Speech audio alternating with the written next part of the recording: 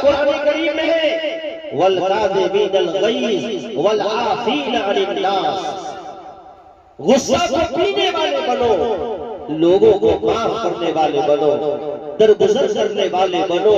अगर तुम्हारा भाई है, तुम्हारा रिश्तेदार है, तुम्हारा पड़ोसी है, कोई भी है, अगर उससे कोई गलती हो जाती है, कोई गुनाह सरजद हो जाता है, तो अल्लाह के वास्ते, गैरुल्लाह के वास्ते नहीं, अल्लाह के वास्ते उसे माफ करना चाहिए। हजरत इब्राहीम अलैहिस्सलाम, हजरत मूसा बिन इब्राहीम अलैहिस्सलाम ने फरमाया या रब्बी मन अज़्ज़ुका, ऐ मौला करीम सबसे इज्जतदार आपके नजदीक कौन? आज हर आदमी अपने आप को इज्जतदार समझता है, लेकिन सबसे बड़ा इज्जतदार समाज में कौन है? रसूलुल्लाह सल्लल्लाहु अलैहि वसल्लम ने इरशाद फरमाया मन क़दर गफ़र, जो आदमी बदला लेने की सलाहियत उसके अंदर मौजूद है, चाहे वो बदला ले सकता है लाठी के जरिए, ताकत के जरिए, जिस तरीके से चाहे बदला ले सकता है, लेकिन अगर वो माफ कर देता है तो अल्लाह का फरमान है वो सबसे बड़ा इज्जतदार है। आज माफ करने को कोई नहीं समझता, माफी का मसला खत्म हो गया। हम ईंट का पत्थर जवाब से देने को तैयार हैं। हालांकि तारीख और सीरत के मुताबिक से ये पता चलता है और इस्लामी तालीमात यही है कि जो तुमसे सलाम न करे तुम उससे सलाम करो, जो तुम्हें रोटी न दे तुम उसे रोटी दो, जो तुम्हें दावत न दे तुम उसे दावत दो। कोई भी दावत दे, चाहे पड़ोसी दावत दे, चाहे दुश्मन दावत दे, दावत कभी भी किसी की रद्द नहीं करनी चाहिए। दावत को कबूल करना आपके लिए जरूरी। आज भाई भाई में झगड़ा, चचा भतीजा में झगड़े को लेकर, औरतों को झगड़े को लेकर, आज किसी के घर में शादी होती है तो हम बारात नहीं जाएंगे, हम उसका भोज नहीं खाएंगे। बड़ा भाई छोटा भाई को कहता है, छोटा भाई बड़ा भाई को कहता है, चाचा भतीजा को कहता है, भतीजा चाचा को कहता है हम आपकी शादी में शरीक नहीं है, हम आपके भोज में शरीक नहीं है, हम आपकी बाराती में, आपकी खुशी में शरीक नहीं है। जरा दिल पर हाथ रख कर सोचिए, वही चाचा अगर आज इंतकाल कर जाए तो क्या उसकी जनाजा में नहीं जाएगा? उसका चेहरा देखने के लिए नहीं आएगा? सोच कर बताइए, जिससे आज तुम रिश्ता तोड़ रहे हो, अगला जोड़ने के लिए तैयार है, तुम तोड़ने को तैयार हो। आज उसकी खुशी में तुम शरीक नहीं होना चाहते हो, कल अगर उसके घर में मैयत हो जाए तो बताओ उस मैयत को तुम देखने आओगे नहीं आओगे? इसलिए हर आदमी को चाहिए माफी का जज्बा पैदा करे, एक दूसरे को माफ करने वाला बनिए, एक दूसरे को दरगुजर करने वाला बनिए। ये नहीं है कि हम जो है 1.5 लाख की मोटरसाइकिल पर बैठे हुए हैं, आगे ट्रैफिक जाम है, कोई गरीब रिक्शा वाला आ गया, अगर वो साइड नहीं दे रहा है तो हम घूर घूर कर उसे आंखें दिखा रहे हैं, आंखें दिखा रहे हैं। एक सहाबी रसूल ने नबी करीम सल्लल्लाहु अलैहि वसल्लम से इरशाद फरमाया या रसूल अल्लाह कम आफू अनिल खादिम, मैं अपने नौकर को, अगर हमारा नौकर कोई गलत काम कर बैठता है या इससे कोई गलती हो जाती है तो हम अपने नौकर को कितनी मर्तबा माफ करें?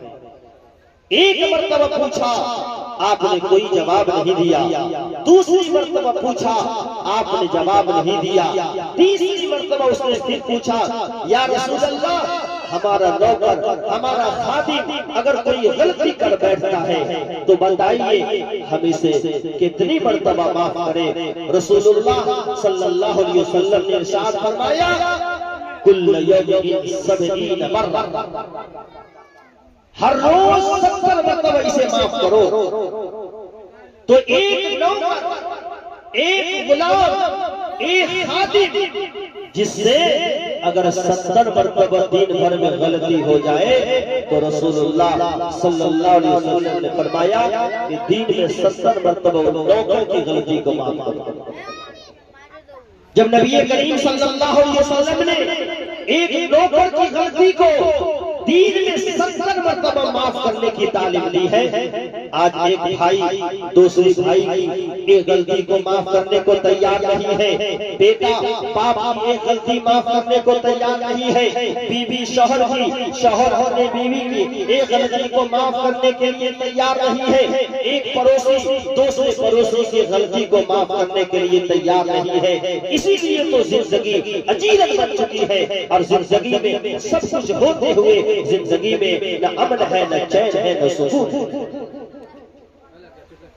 पूछते हैं कि कितनी मरतबा माफ करेंगे। इसलिए अफू दरगुजर का मामला, माफी का रवैया अपने अंदर पैदा कीजिए कि हम दूसरों को माफ करने वाले बन जाएं।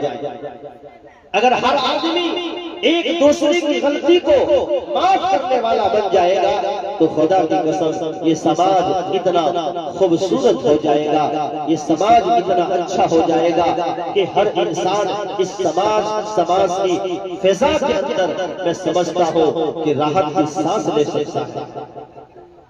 रसूलुल्लाह सल्लल्लाहु अलैहि वसल्लम की जिंदगी को उठाकर देखिए, फतेह मक्का की तारीख और अखलाक का ये मतलब नहीं है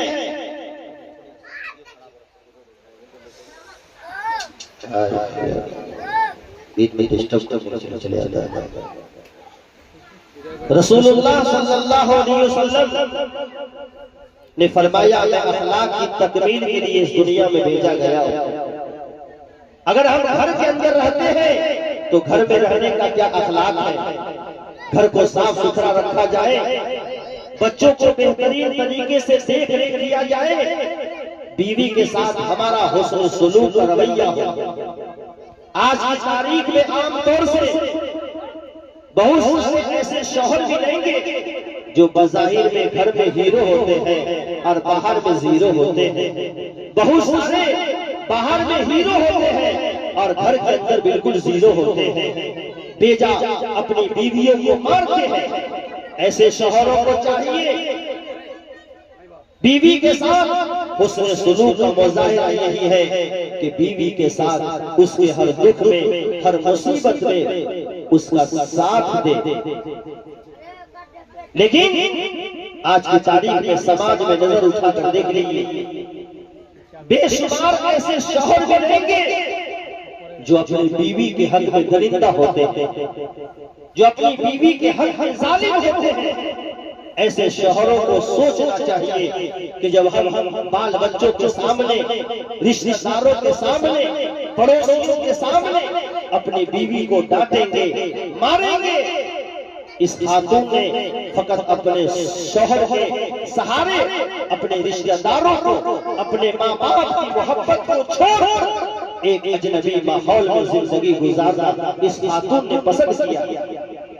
तो शौहर को भी चाहिए कि अपनी बीवी के साथ अखलाक और किरदार का इस तरीके से मुजाहिरा करे, इस तरीके से उसके हर दुख और मुसीबत में पेश आए कि उसे अपने और गैरों का एहसास हो।